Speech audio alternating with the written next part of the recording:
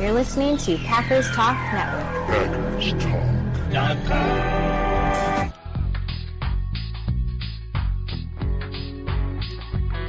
You're listening to No Huddle Radio on the Packers Talk Radio Network, your home for in-depth and thoughtful Packers analysis. I'm your host, Gil Martin. My co-host is my good friend, Sean Tehan.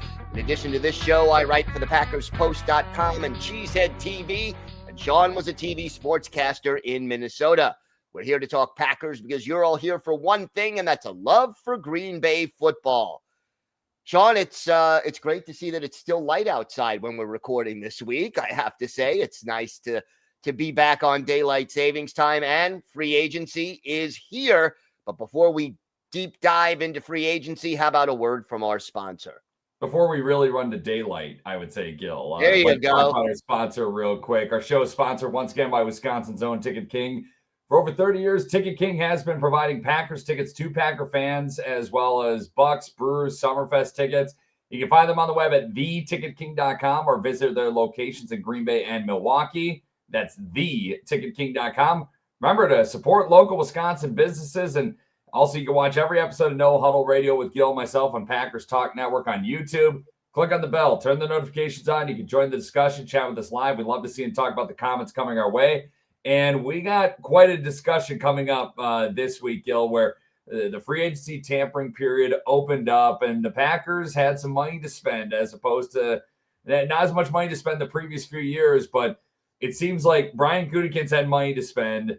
A lot of fans want him to spend it a certain way. And a lot of fans seem to be really pissed off at the guys that essentially he chose to sign.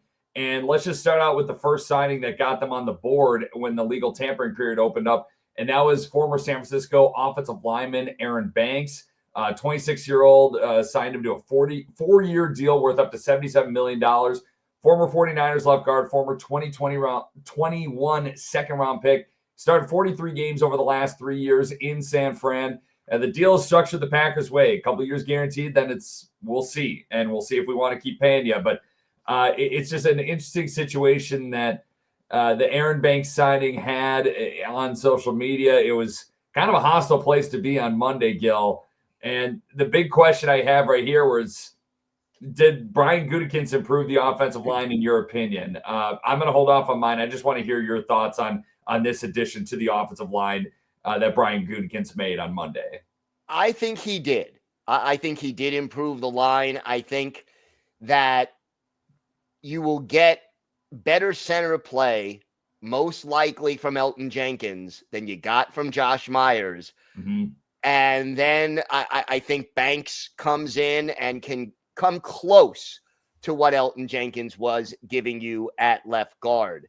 And, Pro Football Focus kind of had them graded in roughly the same area. I'm not going to get into the exact specifics, but they were in the same ballpark. And I think to take it a step further, when you see the low ball prove it offer that Josh Myers ended up getting from the New York Jets, that he ended up signing, that tells you what the rest of the league thought about Josh Myers, and that they're not really losing a lot by his departure. No offense to Josh Myers. No. I kind of liked him, even though he was a Buckeye, but, We're not that bad, Gil. No. I'm, tongue in cheek, but, I liked his attitude and his toughness, but the performance just wasn't consistently there.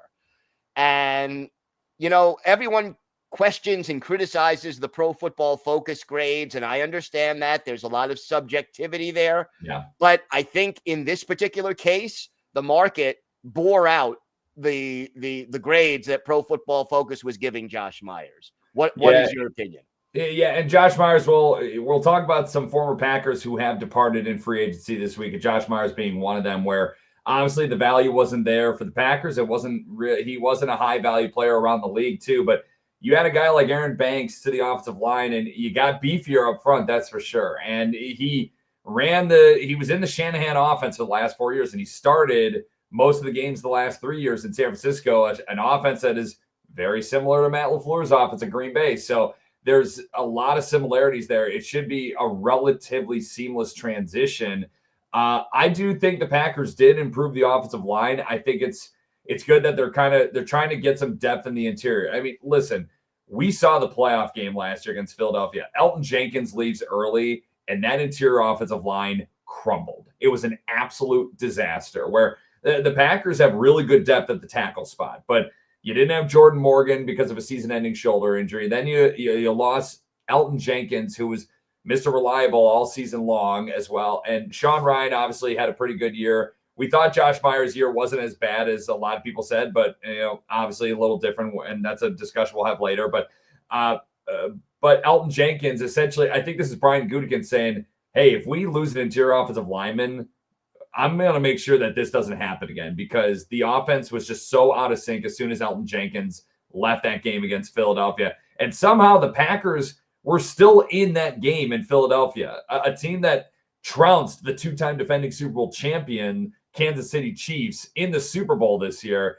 The Packers, it was a one-score game in the fourth quarter. And you got to think, if they had a little more depth, a little more quality along that offensive line, especially in the interior, it may have been a different game moving forward. But I do think this is a good addition, and I think overall the Packers did improve the offensive line. I think Brian Gutekunst did a good job here. I think he did. I guess the only question that a lot of fans have in addition is, what was the cost? And in free agency, you're always going to overpay. There's always sticker shock, even if it's a guy you wanted. Even if they would have signed, Devontae Adams to a new deal, everyone would have been like, "Oh my gosh, look at how much we had to give the guy." Yeah, it's always more than you expect, more than you want. So, but the way, as you alluded to, the way this contract is structured. Mm-hmm. The Packers can get out of it if they need to after a year, after 2 years. And boy, the way that the lack of depth was exposed when they put in, Travis Glover and Kadeem Telford, you saw the drop off. Those guys weren't ready. And the Eagles have one of the better front sevens in football last year. The offensive line just crumbled, and the offense wasn't going to do anything from that point on in the game, unfortunately.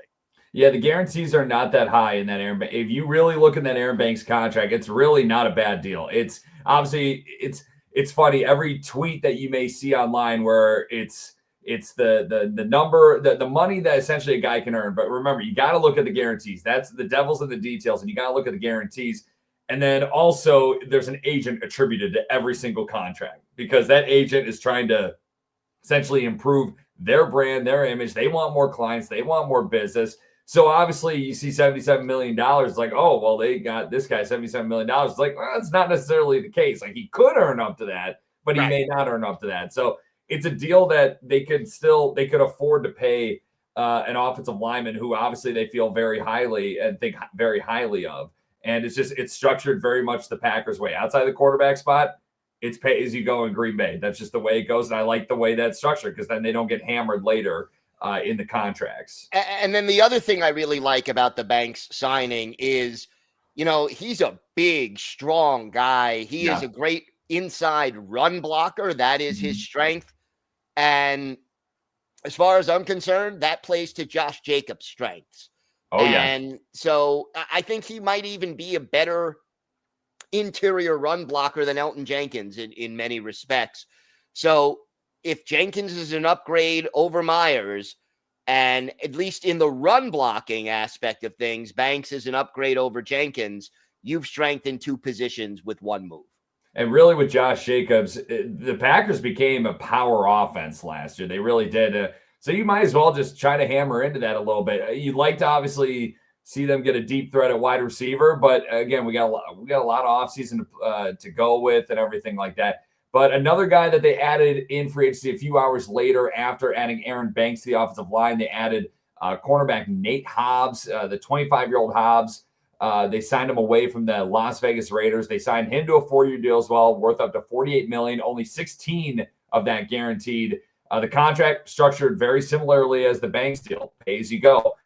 3 interceptions in 4 years with the Raiders. He allowed a passer rating of 87.2 and a 64.7% completion percentage when targeted in 2024. Those were career best numbers for him. He excels in the nickel. He can play the boundary corner if need be, but He's a guy where I feel like they're just trying to add someone who could I think they were really targeting a guy who could play the slot at DB. I think they were targeting that, but then obviously Jair Alexander could be on the way out in the next few days, the next few weeks, the next few months. Who knows? Maybe he's even there, but you have that assurance. You have that insurance there as well of Jair Alexander if they do move on with him. Now, with Nate Hobbs, has Brian Gutekunst helped the defense get better? Obviously, edge rusher is still a big need, I feel like, for this team, even though there's a lot of potential. It could be all on new defensive line coach DeMarcus Covington to just coach his butt off and get this group to a level where they can rush 4 at a time.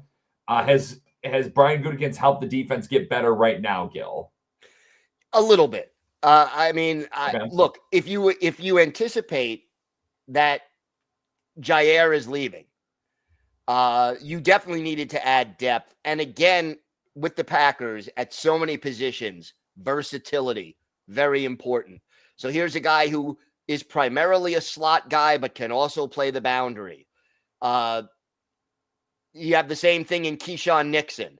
And again, you can disguise your coverage. If you put both of them on the field at the same time, you get that split second of indecision until the quarterback figures out who's going to be where, how is this play going to develop. They could switch it, before the play. There's a lot of different things you can do with that. So I think this is an upgrade. Again, the price tag, I think there is a certain amount of sticker shock when you look at that number in the headline that of all the articles that are written about this. But I think this does improve the team, but I also don't think that Gutekunst is done addressing this position. No, I don't think so either, or just the defense as a whole in general, where the Packers were still they were still a top 10 defense a year ago. Yeah. In the first year of Jeff Hafley's scheme, they were still among the league leaders when it came to sacking the quarterback too, which is crazy because far too many times a 4-man rush wasn't getting home and quarterbacks were just sitting back there. And Gil, you and I could have made throws out of a lot of those opposing pockets last year. But the thing is, why I really like this move is because he's so good in the slot. He's a monster defending the run as a DB. And how many times were we on here last year just venting about how the Packers cannot defend a screen pass? And this guy is the guy that's going to unlock that ability to defend a screen pass. Look at the tape. I'm telling you, look online, look at all the videos and everything. Look at the highlights of Nate Hobbs. There are a lot of videos of him just getting in there and doing the dirty work and making sure a screenplay is limited to 1, maybe 0, maybe 1 yard, maybe 2 yards, negative yards most of the time. Nate Hobbs is really good in the screen game. That was an area where the Packers mightily struggled on the outside last year. It just happened far too many times, but I like the flexibility that they have with him. And then also you got to think too, where if there was one injury in that secondary last year, outside of Jair, if there's one injury and you had to shuffle guys around, mostly Javon Bullard, if you had to move him from safety to slot or slot to safety, and it just seemed like the whole defense got out of sorts, the whole secondary got out of sorts. You're adding a more interchangeable part at this point. And you got to love I love versatility on the offensive line, and you got to love versatility, especially in the defensive secondary in today's NFL, where you can have guys who can play multiple positions. And this is a guy who's going to provide some versatility in the secondary. And yet it leads me to ask this question. What happens to Javon Bullard now? Yeah. If he doesn't win the slot job and Hobbs is in the slot, do you move him to safety? Does he beat out Evan Williams at safety? Does he provide depth at slot? There's a high draft pick there. Yeah. It sort of leads me to believe that, again, we're not done seeing moves, and I don't know where everybody's going to fit in just yet. And we may not know until training camp ends, quite honestly. Yeah, it's an interesting scenario. Obviously, we have a lot of time even between now and training camp, and we have a lot more time between now and week 1 of the season. But Hobbs did tell The Athletic that current Packers safety Xavier McKinney, edge rusher Rashawn Gary, and then also Jair Alexander reached out and congratulated Hobbs after his deal with the Packers went public. So that was something interesting. Where is Jair just being a gentleman? Is he just saying congratulations just to reach out to a fellow defensive back? Or is that a matter of like, hey, I'm excited to get to work and maybe fences have been mended a little bit? I don't know. It doesn't hurt to have depth in the secondary. And I think there are good players in this defensive secondary for the Green Bay Packers. So what is it? What's the big deal adding one more good player? Honestly, that's just the way I see it. When it comes to talent, the more the merrier. That's what you want, because you never know how many players are going to get injured, how many players are going to need to switch positions or make adjustments or be traded or be cut. There's so many unknowns out there. You always need to be prepared, and you need to have depth. And, we've seen at different positions over the years, depth really hurt this team at different times. And I think back to the NFC Championship game a few years back against the Buccaneers. If they had more depth in the secondary, they probably go to the Super Bowl. Or if David Bakhtiari wasn't injured, they probably go to the Super Bowl. But, horseshoes and hand grenades, right? It didn't happen that way. But you want to have as much depth available as possible to prepare for any eventualities. I know so many keyboard warriors online have been talking about how it's like, oh, Brian Gutekunst needs to get fired. He's not doing anything. But I'm telling you, he still spent a lot of money in free agency that first day. I mean, they're in the top half of the league in terms of money spent across the league.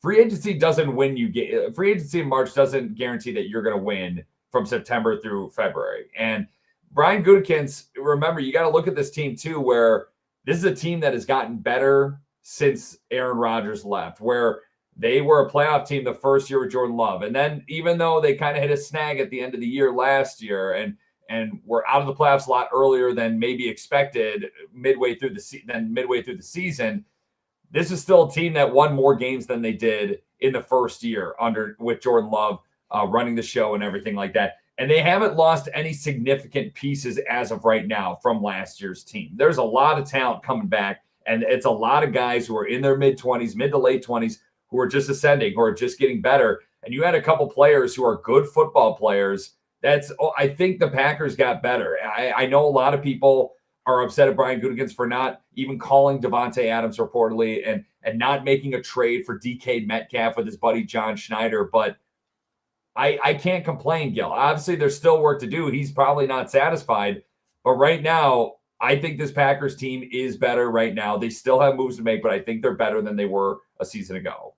I agree. I think they are. And then the other thing is, so much on social media, people saying, oh, yeah, the Packers never sign free agents. Yes, they do. They just do it selectively. 2019, 4 starters added in free agency. Last year, 2 Pro Bowlers added in free agency. No, they're not the Bears where they're going to sign 12 people and the Bears win every March. They're the most active team. They sign the most players every March. But that doesn't, as you said, necessarily equate to wins from September to February. Free agency is supposed to be like plugging holes. You build your house through the draft, and then you sprinkle in free agency and trades to shore up some of the weaker areas. It's not meant to be the way you build your team. And, they used it to perfection at safety and then doubled down in the draft and added safeties there as well. I think did the same thing last year at linebacker. He's not done. We're going to see more moves along the defensive line, along the offensive line, probably wide receiver, and almost certainly cornerback as well. And Gil, that leads perfectly into our next topic where, this is the time of year where the general managers get the most attention of every NFL football team. So Brian Gutekunst is the center of this topic and conversation. Overall, I think he's a top 10 GM in the NFL. I really do. I think he does a good job. He's a lot more active than, even though Ted Thompson, rest in peace, great scout. He was really good overall in the draft, and he really did a good job building a team. He just didn't really use free agency, and that was right. That was his kryptonite for sure. But what else though does Brian Gutekunst need to do before the NFL draft in terms of available free agents who are still on the market, and are there trades that he should make? What else do you think needs to be done before the NFL draft in Green Bay at the end of April? To me, the two things are adding a veteran wide receiver, whether it's a free agent or a trade, and then maybe that pass rusher. off the edge, especially. But, those would be the priorities before the draft. Those are the two areas that I think can be addressed better via trade or free agency. And it doesn't have to be a blockbuster. Mm-hmm. I would be perfectly happy, for example, with Cooper Kupp as a short-term addition at the right dollar amount for 1 year or 2 years or whatever the case may be. I think, he's the kind of guy who could help move the chains and keep the Packers offense more consistent. And I don't think he would cost a lot. You don't have to trade a draft pick or a player to get him. Yeah. So, those are the two positions I think you're looking to add at before the draft. And then the other thing is figure out the Jair Alexander situation. That would be the third thing. Yeah, and there's some big names still in the free agency market, but guys who are still available for a reason, where there's a guy like Cooper Kupp, like you said, where I don't think Cooper Kupp really has it anymore. He was released this past week by the Rams, and there are reportedly several teams eyeing him, but Green Bay is reportedly one of those teams that is interested in Cooper Kupp, but Green Bay often is used as bait by agents in situations like these. I mean, Andrew Brandt, who is a really good follow online, a former Packers executive. He's been very public with this in the past, saying that when he was at the Packers, they would do this all the time where an agent would ask them, hey, can we just say that you guys are interested just to drive up the market for our client? And they would be like, sure, like, we don't care. It's just a matter of like, that's good business on the Packers, and it's kind of bad business for whoever falls for that. But some other players who are available in free agency right now, veteran wide receiver Amari Cooper, even though he struggled quite a bit last year with the Browns and Buffalo, probably had his worst NFL season of his career, maybe since 2017. Azeez Ojulari only turns 25 in June, but he's a smaller edge guy, 6'3", 240. He's a pass rusher, but he's a guy where if you can get him for the right price, just to be a specialty guy, it's worth entertaining for sure. Dante Fowler, he turns 31 in August. He's been in the league for 10 seasons. He's played for 5 different teams. He had 10.5 sacks last year for the Washington Commanders, and there have been rumors swirling around that Green Bay's interested in signing him, and there may be mutual interest on Fowler's end as well. And then you have a guy like former friend Rasul Douglas, who's still available, a veteran corner. I don't think they need him, but if he come back for a relatively modest deal, why not? And then a name that the Packers will never do, but I would strongly consider, especially just as a veteran leader and just a veteran presence, is defensive tackle Calais Campbell, who doesn't sound like he's retiring. He's just shy of 40 right now, but this guy was still a great football player last year for the Miami Dolphins. He had 5 sacks, 12 tackles for loss, and 12 quarterback hits in 2024. Packers had 2 players with 5 or more sacks last year. That was Rashawn Gary and Devontae Wyatt, and then 1 player with more QB hits than Campbell. That was Gary, and 1 player with more tackles for loss than Campbell, and that was Edgerrin Cooper in 2024. This guy can still bring it, and you imagine having, if he's a mentor for someone like a Devontae Wyatt, someone like a Carl Brooks, that would be a really nice addition, in my opinion. And if you sign him to a 1-year deal with very little guarantees, or you sign, or whatever it may be, he's a guy where I know Brian Gutekunst likes to go young in free agency, but for a veteran presence, he could be the right fit in Green Bay. Yeah, and you sign him to a 1-year, maybe incentive-laden deal, and then you're only paying him a lot of money if he does the job really well. So, yeah, bring it. Again, if the price is right and the terms are right, he could help over the short term. Gil, are there any trades that the Packers, you think, any players that you'd like to see the Packers trade for or possibly trade away outside of Jair Alexander? Obviously, Trey Hendrickson is available for the Bengals. Teams supposedly are willing to pay him what he wants in a contract, but the Bengals asking price in return is kind of ridiculous. That's the reports right now. What are your thoughts on the trade market before the draft? Yeah, it's expensive right now. And, I think there are trades to be had, but they're not going to be, just like the same thing with the free agents, they're not going to be the name guys who are going to blow you away when you hear the Packers just got this guy. Oh, wow. That, it may not be a Trey Hendrickson or a DK Metcalf, who obviously now is no longer available, but just as an example, it may be a guy where you have to actually look him up and say, oh, who is this guy? What are his strengths? What are his weaknesses?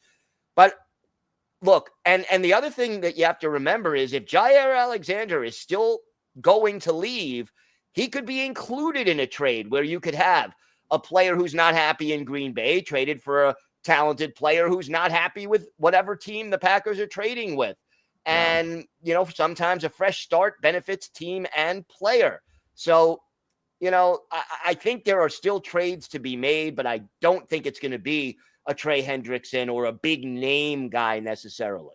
I think trading Jair for another unhappy player, it's great in theory, but it's kind of hard because essentially that other team would be taking on his salary. And that's something where if you find a trade partner where you could trade a player for a player, you got to make sure that other team is willing to take on the money that Jair Alexander still has on his current contract. I will say this, though, and it's an idea that I saw online too. I can't remember who posted it, but it's relatively a thoughtful idea where if the Packers believe Jordan Morgan is perfectly capable of taking over the left tackle job in 2025, Rasheed Walker, you may want to consider putting on the trading block. You saw the Houston Texans just trade away Laramie Tunsil, a good left tackle, to the Washington Commanders and got a lot in return. Rasheed Walker is a young guy. He's got, in my opinion, and Gil, I think you agree with me, I think he's gotten better every year. He is more than a serviceable left tackle. I'd say he's top half of the league in terms of left tackles. He's not top 10, but he's top half in my opinion. Yeah, that's and he's going to be due for a contract. He's entering a contract year, as is Zach Tom, as is Sean Ryan. There's a lot of tough decisions that are going to be made in that front office for Brian Gutekunst next year.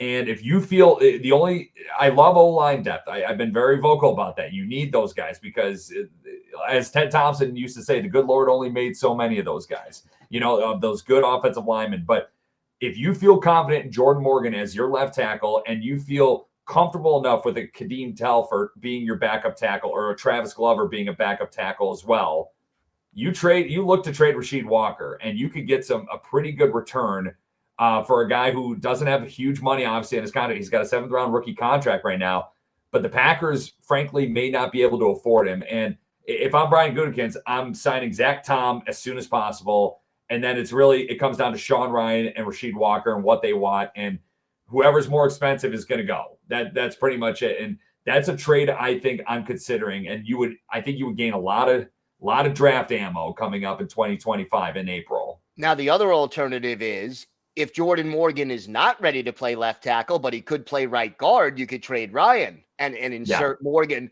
So it may come down to who looks better in training camp or in OTAs or who plays better over the course of the season. If you want to go all the way to the trade deadline in October, there's a lot of possibilities out there, but I think you're right that, adding this depth can allow you to make a move and fortify an area of need because you have more players who can cover the interior or the offensive tackle position. I personally would feel more confident in Morgan at guard than at tackle as of right now. I'd love for him to prove me wrong. Yeah, he was a darn good left tackle in college, and the Packers don't like to draft interior offensive linemen in the first round. They like to draft guys who could play tackle in round 1 for offensive linemen. They've drafted tackles all throughout the draft in their history and everything. TJ Lang was an offensive tackle in college, turned into a pretty darn good guard for the Packers. Same with Josh Sitton as well. They've done this before, but I think Jordan Morgan, eventually he's going to get a look at tackle, and it's going to be very interesting to see what happens. I do think for the NFL draft, and when we get close to it, we'll talk more about the draft, but I think the Packers are primed to trade out of round 1 just to gain more picks. But if they do stay in round 1, I think this is the year that receiver streak comes to an end, because I think there's a good chance they're going to draft a receiver in round 1. So if they don't get a veteran wide receiver, I'll be kind of disappointed. But if essentially they're locked in on a few guys to draft in round 1, then I'll kind of understand. But we got a whole offseason ahead, Gil. We got to let it unfold. We do. Draft is about 5 weeks away. So it's crazy. It's coming up. So we did mention earlier this episode, we were just going to go over some quick departures from the Packers in free agency so far. Big defensive tackle TJ Slayton signed a 2-year, $15 million deal with the Cincinnati Bengals. Easily the best run defending defensive tackle for the Packers last year, was really good. And a guy who you can't help but feel good for, a former late round pick who I thought was maybe going to get $4 million a year, but now he's getting on average $7.5 million a year. And I didn't see the guarantees exactly, but good for TJ Slayton getting this kind of deal. Yeah, I've always liked TJ Slayton. He is a one-dimensional guy. He's not going to give you much push in the pass rush. He's coming off the field second and long, third and long. But what he does very well, and I'm happy for him. Yeah, and the Bengals were a really bad run defense last year, so he'll help that unit for sure. Former first-round pick, cornerback Eric Stokes, he signed a 1-year, $4 million deal with the Vegas Raiders. Had a really good rookie year, but just decimated by injuries, and he just has been the same player, Gil. Best for him and the Packers to move on, and I personally hope that Eric Stokes actually thrives in Vegas. I really do. He just had such tough luck in Green Bay his last 3 years. Yeah, likable kid. You hope he gets the opportunity to excel in Vegas and get his career back on track. The injuries broke up 14 passes as a rookie and none in the last 3 seasons. That's almost an impossible stat to understand. Yeah. I saw a number too that he actually was better in coverage as a rookie than Patrick Surtain was. Right. In that same year. And Patrick Surtain Jr. just won the NFL's Defensive Player of the Year. That's how good he was. The injury bug hit, and he just never could seem to get out of his own way after that. His rookie year, according to Pro Football Reference, opposing quarterbacks completed less than half of their passes when throwing to receivers covered by Eric Stokes. But since then, it's been ugly. It's a bummer. You thought you had a future really good corner tandem with Stokes and Jair Alexander, but just that's the way of the NFL, man. That's the way it goes.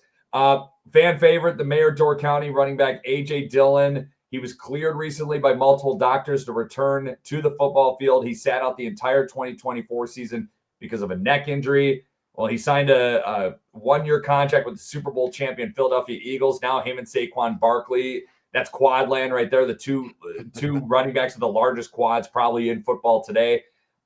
Real bummer for A.J. Dillon a real bummer for Packer fans that A.J. Dillon's moving on. A very likable guy, a guy who will carry the G for a long time and for probably the rest of his life. But it was time to move on. The Packers running back room is loaded. Even if the Packers brought him back, I don't know if he would have made the team this upcoming year. Yeah, the Packers are 4 deep right now at running back, and at least 3 of them would be ahead of A.J. Dillon, if not all 4. So better for him to get an opportunity elsewhere. He will always be remembered for his contributions on the field and maybe even more for what he did off the field. A class act, and I wish him all the best. Yeah, you're going to miss A.J. Dillon. I just hope he doesn't do too well with the Eagles being in the same conference as the Packers. And then we mentioned Josh Myers, former center, former second-round pick. He's joining the New York Jets. Surprisingly, only a 1-year, $3.5 million deal. And Gil, we were on these airwaves a long time ago saying, hey, I'd be comfortable if we didn't pay him more than $7-8 million a year. And his value tanked like crazy. And this was a shocker to me. He's a terrific human being. He had a really, really hard 2024 on the field and off the field. His father passed away during training camp last year.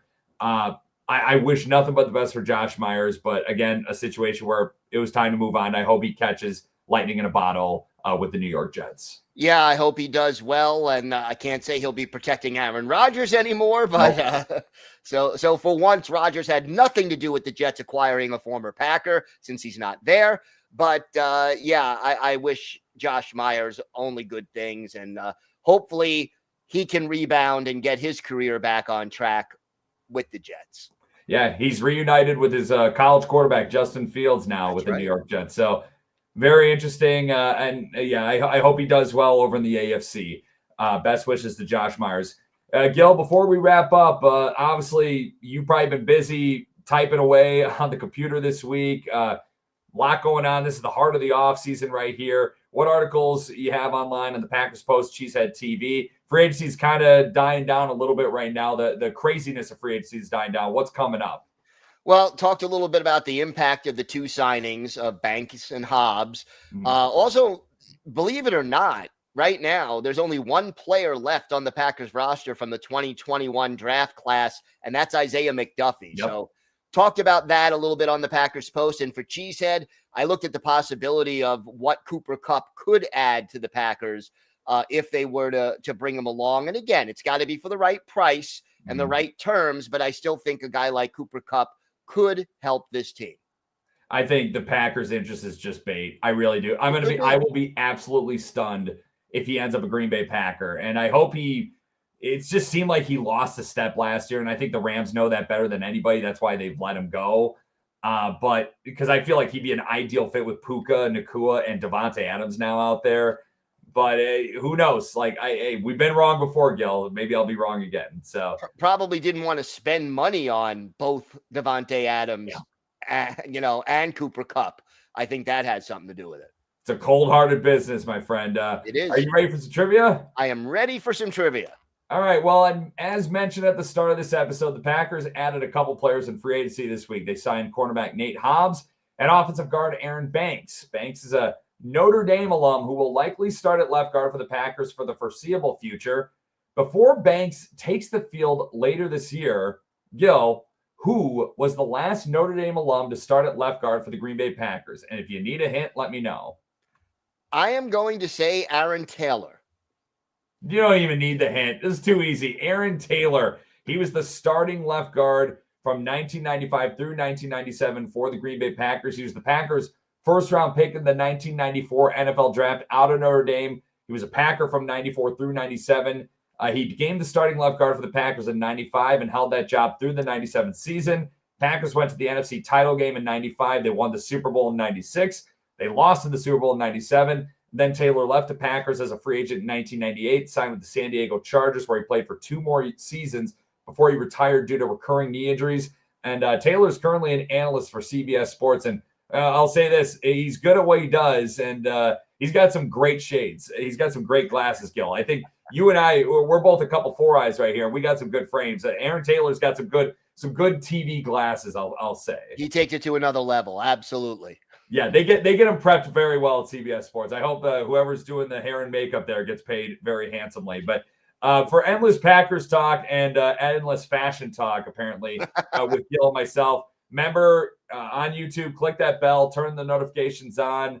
A lot coming up so far this offseason. Who knows? Maybe the Packers will sign some more free agents by the time we're on the air next week. The draft, like Gil mentioned, just a few weeks away. It's we're cooking. We're cooking with gas now this offseason. So I just can't wait for the ball to finally kick off in week 1. But we got plenty to talk about right now. Thank you to Brian Gutekunst. Thank you to Aaron Banks. Thank you to Nate Hobbs. Yeah, absolutely. And like you said, and what we've discussed, it ain't over yet. So it's going to be a long and interesting off season for the Green Bay Packers and the rest of the National Football League. Well, that is going to do it for us for today. We'll be right back here next week. Follow us on Twitter on all things Packers, or to ask us questions. Or you can email us at gbpackerssean@gmail.com. Make sure you subscribe to Packers Talk on iTunes, Google Play, Spotify, YouTube, or wherever you get your podcasts. A big thanks to PackersTalk.com for powering our show. Thank you for listening. Until next time, go Pack Go. Go Pack Go.